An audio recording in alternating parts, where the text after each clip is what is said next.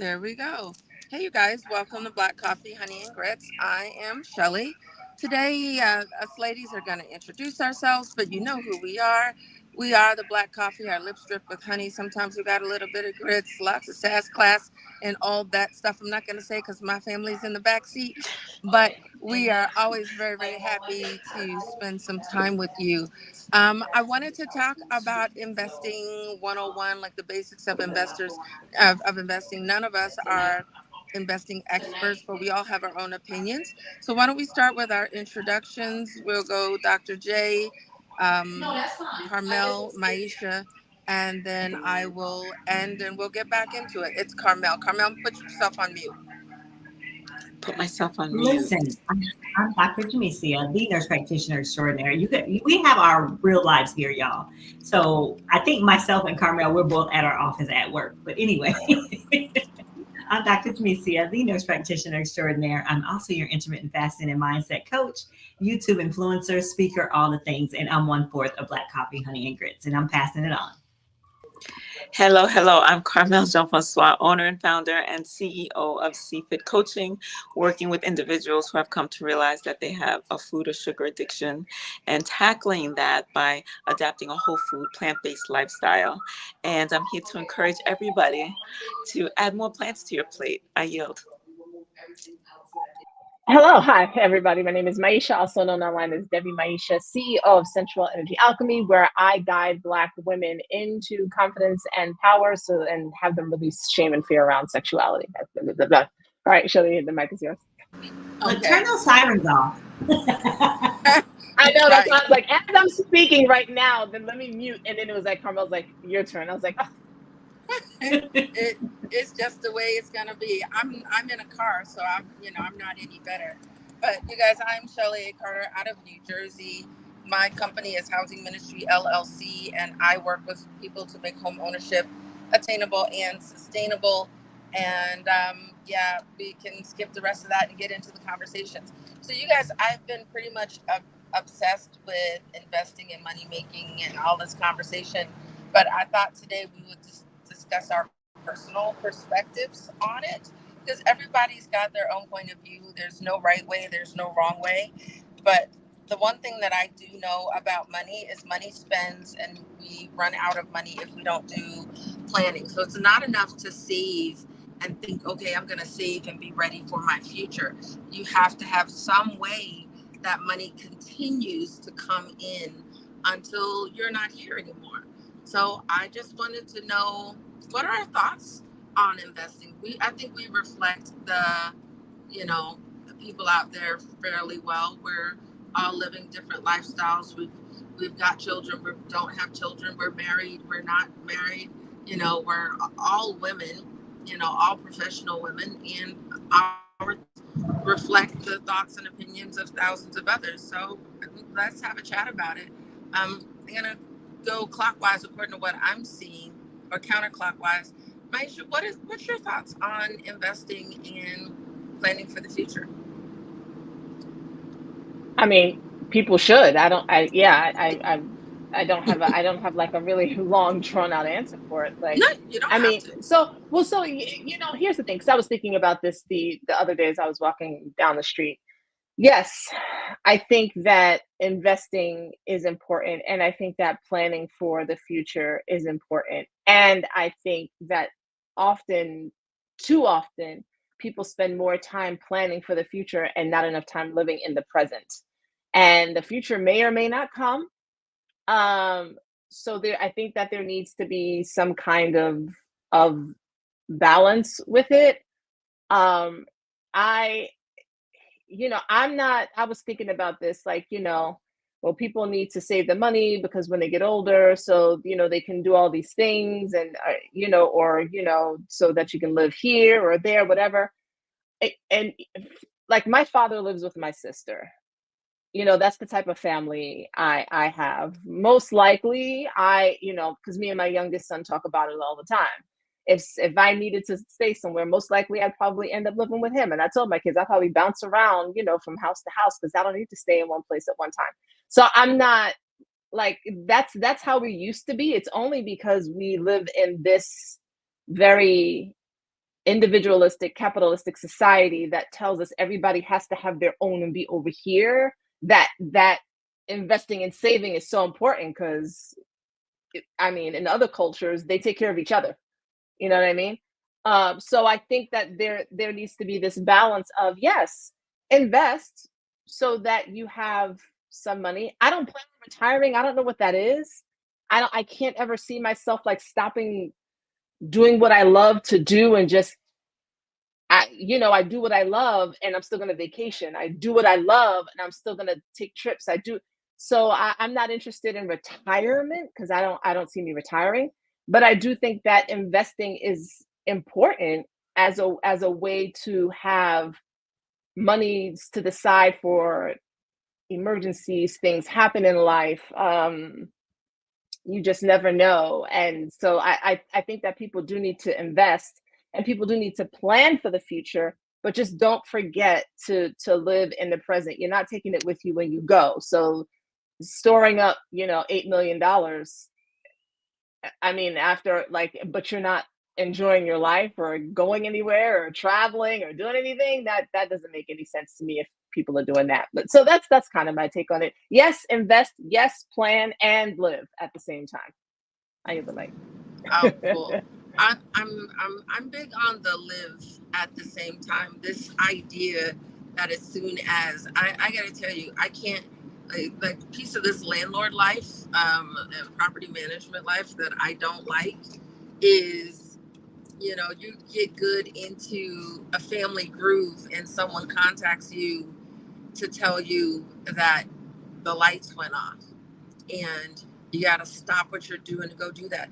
I don't want to do that. That's what property managers are for. That's what backup is for. That's what the team is for. And when I tell you that I haven't even been able to get Mr. to plan for a vacation because he acts as if he can't leave the building because when he leaves, the building is going to burn down.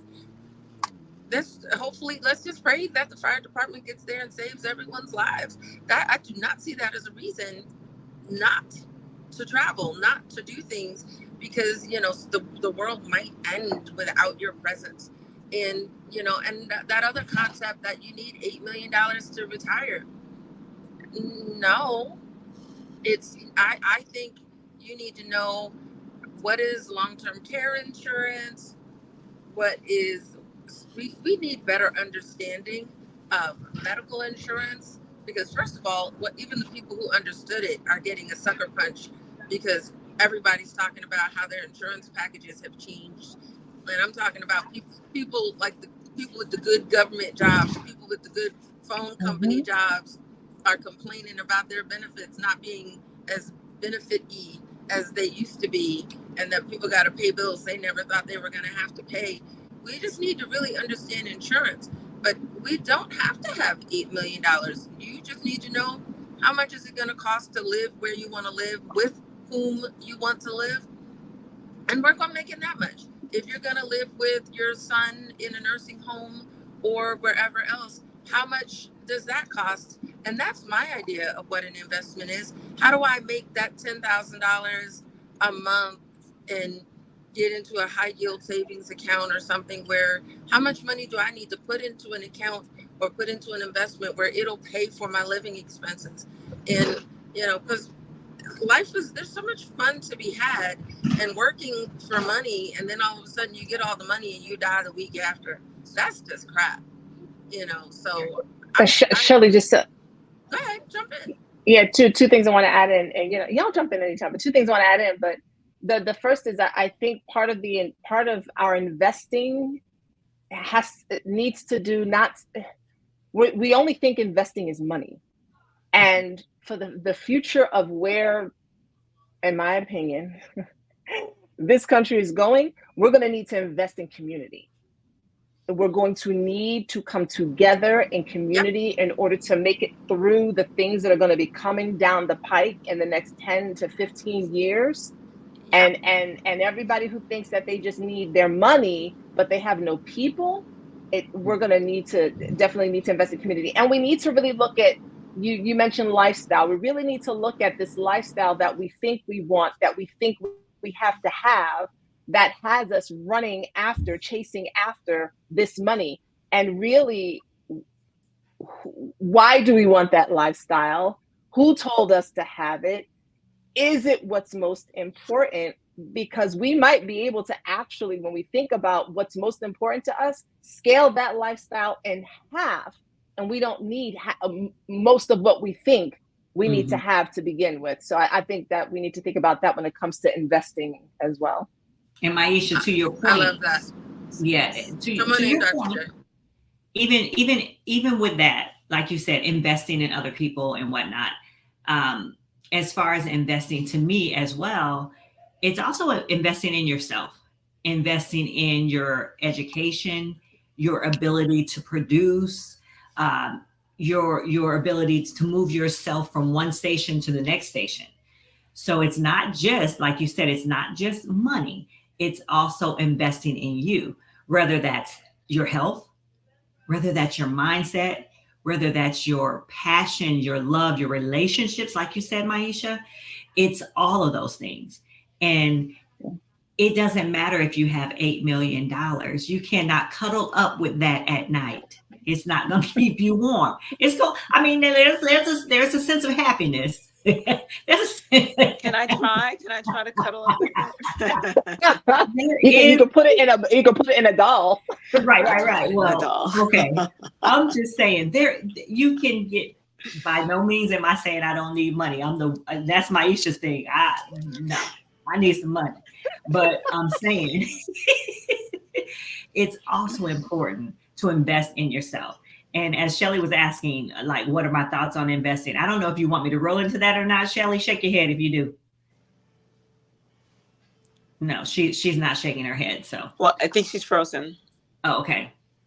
Well, anyway, I'm just saying. I think that more than anything, it's important to, just like I tell my students, get your education so that you can explore other types of living through your education. Whether that's going to teach other people, whether that's going to care for other people, to help other people. I'm telling you guys, being able to care for other people has enriched my life greatly. The work I do has enriched my life. And the fact that I get paid for it, that's a bonus too. So I think that they're investing in you as well.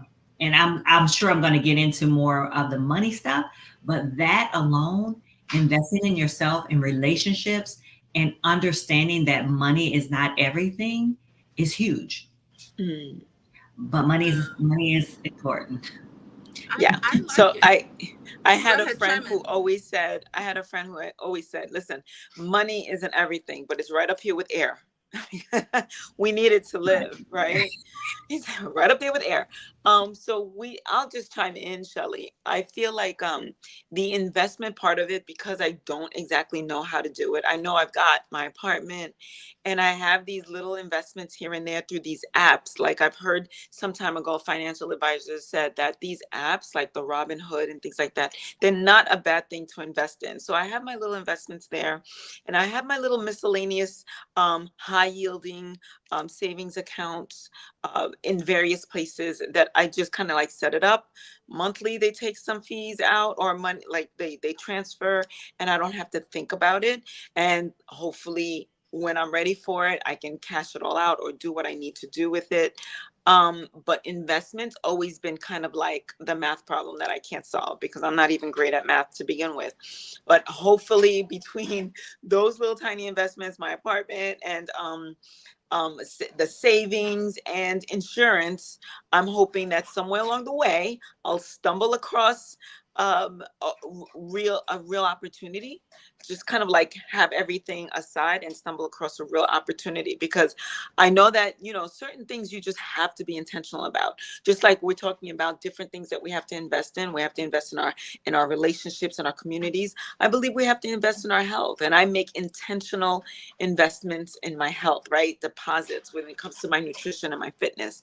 And I feel like everything in our lives deserves a little bit of that type of attention. direction. So I do want to set some intentional focus on my finances for the future at some point, sooner than later. So I'm actually glad that we're having this conversation. Let me say this real quick. When I do invest, man, listen, what am I using? If I'm using T-Mobile, let me look at that. Do I use Delta Airlines? And what bank am I at? And I just kind of invest that way. Like I don't, I mean, unless I'm going to Charles Schwab or somebody and they're going to do all that for me, and they only do that for you if you're coming in with like 10 G's. I'm over here, Robinhood and the other places. Like, I like that stock. Let me just look and see what it's doing.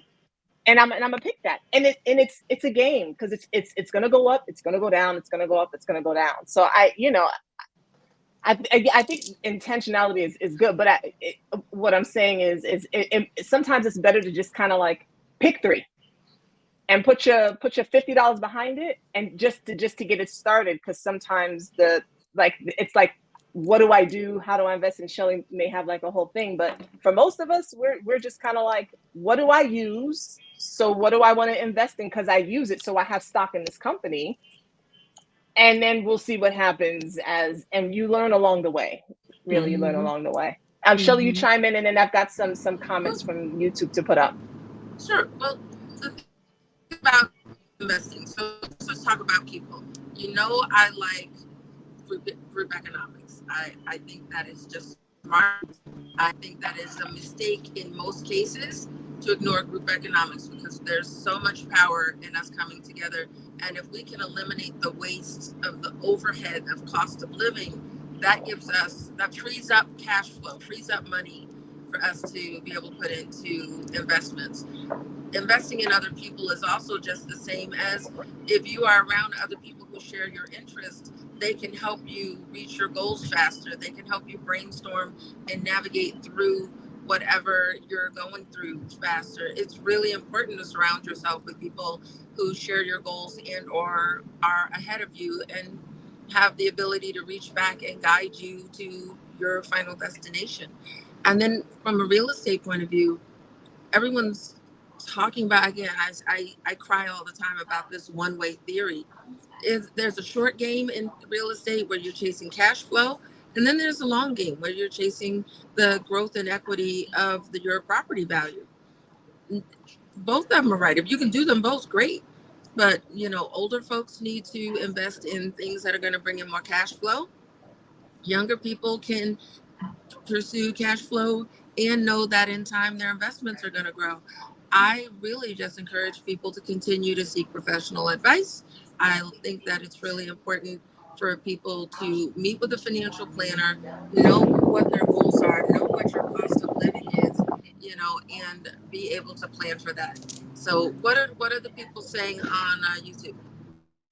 Well, a good one. Well, first, Christina said she would definitely like to be retired by 50, 55, which, is like, that's a good one. But, and then Tiffany, said it's a, this is a whole thing in and of itself, I'm sure. It's a touchy topic, but married couples need to maintain a separate bank account, at least one. Amen. Account. And hallelujah.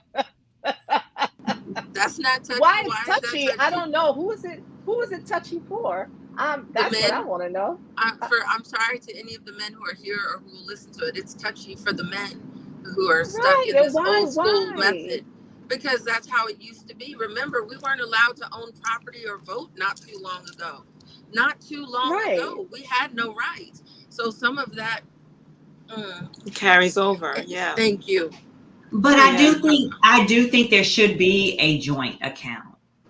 I think there should be your own separate, Tiffany. I think you should have your own. He should have his own checking and savings, and y'all should have one together that y'all decide where that money goes if you guys are together. Definitely. And to set the budget. There's been there's been multiple conversations out there about what standard of living people should live at. And I think that is going to change family by family. But I saw my story out there in another family, and I've said it. In marriage number one, when the mother-in-law was spouting off, everything is hers and nothing's yours, and the house is hers and the business is hers. And he came home with a chip on his shoulder saying everything's yours, and we need to we. And I said, okay, well, let's we. How much can you, what you're part of the we, how much can you afford to spend on rent? And we will rent our unit here, and we will go leave our property, and we will go rent somewhere else to live equally. And when he gave me a number and I said, okay, I'll match it, his response was that was unfair. And I'm like, well, I'll wait, hold up. We just had a whole conversation about how everything is mine and I earn more money and I have more of this. So if you are saying you want us to be equal, I will come down and match your budget, and we can live well and comfortably at that budget. And so if you want us to move, but you think I earn more and I can pay more, then why are we moving at all? We'll just stay where we are.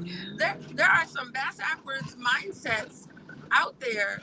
And while his mama had plenty to say about stuff, I don't know what her goals were, because we watch our Love and Hip Hop. I don't know if she was trying to figure out how to gain access to something that I didn't really have, but maybe it looked good on the outside. But this concept of family, everything was fine by my measure. I didn't care that he made less money. It was other people bringing their attitudes into our household and disrupting our flow. We had a system and it was working. And I just know that where I'm going with all of this is you have to have a conversation with your other half, whoever that is, and you guys have to decide how your household is going to run and make a plan and stick with it. And make sure and shoot, maybe even put it in writing, because people get convenient amnesia and say, I didn't agree to that, or that wasn't my plan. And that's where the communication flaws come in and relationships break down over money and communication. Somebody else say something. Yes, so Lakeisha said, I don't have to have a man in my bed. Financial security means more. And I'm just thinking about, Well, can you have both? Can we get both? Can we do both? We absolutely can. We absolutely can. We can do both. We can, indeed. But we don't have to. We can. Well, I do have to. I prefer not to. Lakeisha doesn't have to. I'm with you. Right. I need vitamin D, so that's enough. However, the vitamin D does not need to provide me with financial security, and I think that's where people are getting tripped up. And also, to the points that were made earlier, right? Shirley saying, like, we weren't allowed to do certain things. So when people talk about whatever these Make America Great Again ideas are, it wasn't that, oh, women were just at home and it was all okay. You literally could not have a bank account. You think that woman in the 1940s, 30s, 50s, you think they would not have had a bank account? Of course they would have. Of course they would have bought property. Madam C.J. Walker did. Of course they would have done these things, right? So the idea that having our own bank accounts or having our own money is the problem, that in and of itself is a problem. And the fact that that there are people who still think that proper relationships hinge on survival, in the sense of, having to be taken care of financially by someone else, to me, they're missing the point. They're missing the point of what a relationship is. There are too many people out there still under this attitude, telling successful women that they're not successful because they're not married. And I can point you to a woman right now who is financially successful and has everything together, and her mother is still addressing her like she does not have her act together because she's not married with 2 children. And she is just about to cross the millionaire threshold, and her mother is still telling her that her life is not together. And that is ridiculous. This mindset that your accomplishments don't mean anything unless you fall into this cookie cutter mold from 70s, 100 years ago. we don't live as 70 and 100 years ago. No. That time has gone and passed, and we need to be able to be proud of ourselves where we are for what we've done. Having a man there to babysit you is not it. Having a man there to be your partner and your peer and your playmate, that's wonderful. Yeah. But you don't need them to survive. You want them in your life to be your other half and to, you know, to be a source of joy. But definitely not to diminish each other because, you know, whatever. Or this concept that, oh, and I'm gonna flip it. Oh, so and so, I'm gonna pick a name, and I'm sorry, but I gotta say the name in my head. Keisha's so successful. Keisha's at home. Keisha ain't got no job, no bank account, no savings, no retirement account. That man not doing anything to secure her. But the whole family, Keisha's husband, put her in a house and her a car and keys, and they're like, Keisha's so successful, but Keisha can't rub two nickels together on her own. And ain't none of that in Keisha's that name is either. not House it in for his me. name, car in his name. Everything is in his name, and you know she got nothing. Now she got to go to court and beg for something, and her lifestyle fall apart when he's gone. You are not successful because your husband is successful. Even though, listen, and again, I don't want to disrespect the lifestyle. I've spent my time in there. It is way not for me. Like, way not for me. But you know, I really don't like it, because again, this same girlfriend that I'm talking about, you know, her sister is completely not her. She's jet setting, she's traveling, she's a businesswoman. Her mother is chasing her for grandkids. Her sister is pretty much a housewife, and she thinks her sister, who's a housewife with the husband taking care of everything, is the cat's meow. Oh, she's oh, yeah, like what? Why aren't both girls successful? One is a successful family woman, and one is a successful businesswoman. That's right. And Folks, we've got a couple of comments, Shelley, and I want to get them in here because we're going to have to wrap up in about 10 minutes. Mary Kim was just letting us know that it was 1974 when women were allowed their own bank account or mortgage without husband's consent. So literally, we were toddlers or in preschool when women got that. That's in our lifetime that happened. That is, yeah. So the nurse practitioner extraordinaire wants to know, Shelley, how would you start that conversation? And then there's another comment from Tiffany and Christina that I definitely want to get to. But Shelley, how would you start that conversation in terms of the family and all of that happening, telling y'all what to do? oh, No, the conversation Sorry. No, that's okay. How would you start the conversation with your mate about what are we going to do with the money, or how are we going to divide the bills, or are we going to divide the bills, or whatever? Oh, that's so unique to each couple. There's no right way to do that. I just say that, honey, we got to talk. I want to talk about the bills and how we're going to do it. It's stated exactly the way it is, because, you know, I've told you guys about some people I know, but my favorite formula, my cousin used to even talk about it way in the 90s when he got married. You know, live off of one income. What can we do to invest? Let's limit ourselves to live off of one income and then save the second income. And I know that to be such a fantastic formula, but there's some people that are out there who, when they get more money, they give them all a raise instead of their bank account. And, you know, that's not going to take care of us in the future. So everybody's got to look at their own lifestyle. What else we got? Tiffany said that she gets to have a separate account. He doesn't get one. It's called leverage. The second account is joint. So Tiffany, personal. I'm just going to say, as a mother of two girls and three sons, that would not work for me and my sons. I'm gonna just, for any of the young women out there now, just let y'all know, everybody gets to have their own money and everybody gets to have joint money. But if there was ever a woman who said, no, I can have my own account. And this is look, as I've said before, in Islam, his money is the woman's money and the woman's money is her money. But even with that, he still needs his own accounts as a grown man, and you need your own account as a grown one. Did anybody else want to add to that? Tiffany, keep your daughters away from my son. My son's money is going to be in a trust account, and he can't get it, and neither can she. So she needs to go find somebody else's son to go chase Yeah, everybody gets their own money. And Lakeisha, I was just letting Lakeisha know she only used your name because she didn't use your name. She said Keisha, but she only used your name because it was probably last on her mind because we put your comment up. But we know that you're all right. No, And no, Christina was, not at all. Not at. yeah, yeah, I can't see anything. I'm looking at the road. yeah, It was just the name that pulled up in my head. It's either Keisha or Shaquita. yeah. So And Christina was those are. saying that that mom sounded controlling who was talking about the one who thinks her daughter's not. And there are a lot of women out there like that, She's right? very Who they're controlling. not.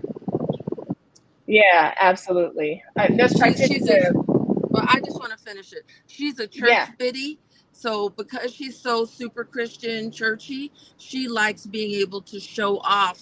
And I guess that's just the church standard.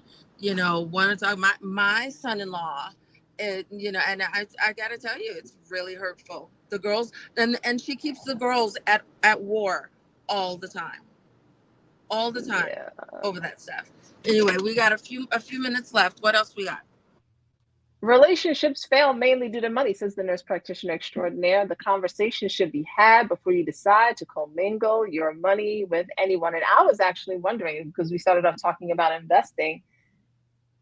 So I have no plans on getting remarried. I just don't see a need to. But even if I did, I could not see me purchasing property as an investment with my future husband. And it's not a, I just wouldn't understand the need for it unless there were like specific, if there's a financial benefit to that, then absolutely I would.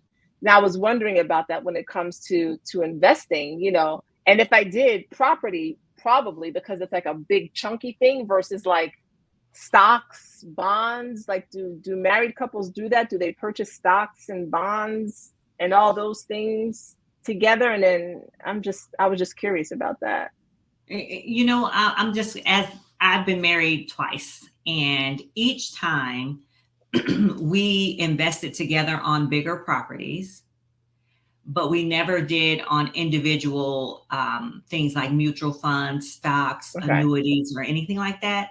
Only because for me, my temperament is different, or has been different from my partner's.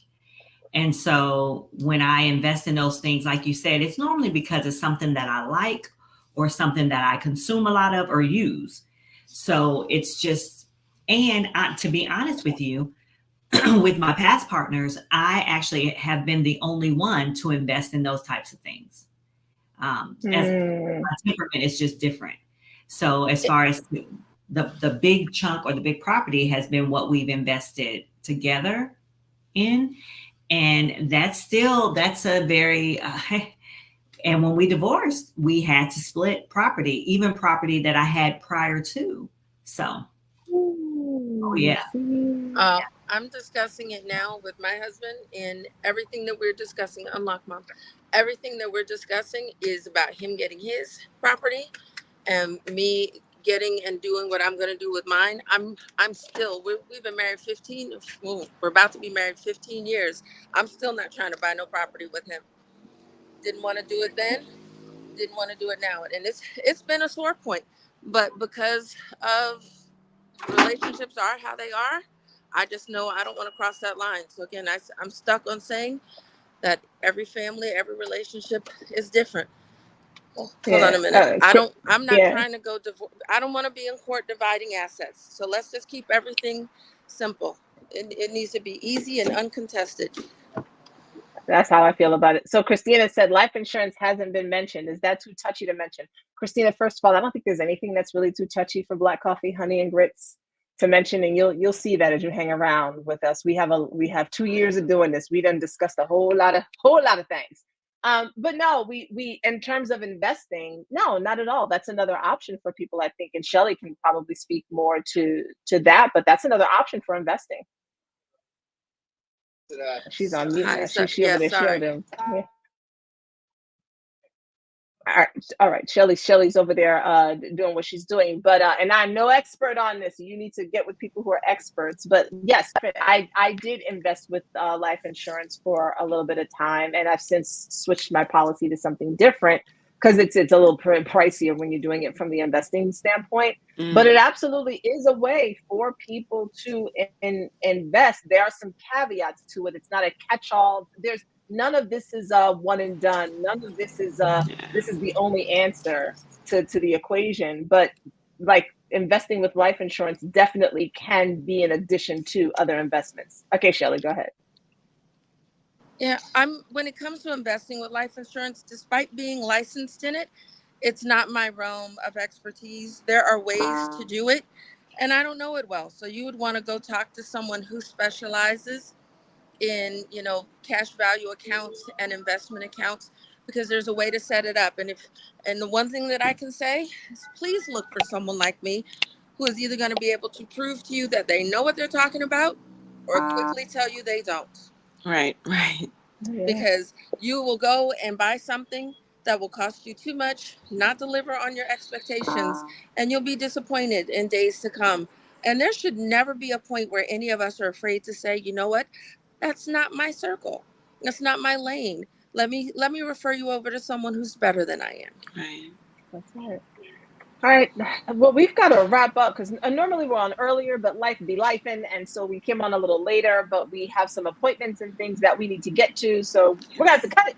But we do want to let you know, just real quick, to come check us out on our website, blackcoffeehoneyandgrits.com. That is where you can learn more about us. And if you are in the New Jersey area, even if you're not, we would love to see you on Saturday, November 9th. We are having an in-person day-long workshop networking space for entrepreneurs, and also just for women who are ready to up a level their life. We're about to head into we're about to head into Project 2025, y'all. And I'm not saying that man is winning. I'm just saying 2025 is coming. So we need to be prepared, and we need to start doing that in community just in case. So we want you to join us November 9th so we can learn, so we can come together, so we can get this coin up. You can find all the information at our website. You can also join us on Facebook and our Facebook community as well. It is $7 a month. We teach in there. We would love to see you there as well. Ladies, anything else you'd like to add? No, this was good. Have an amazing weekend, y'all. Yes, for sure. All right. We'll see you next time.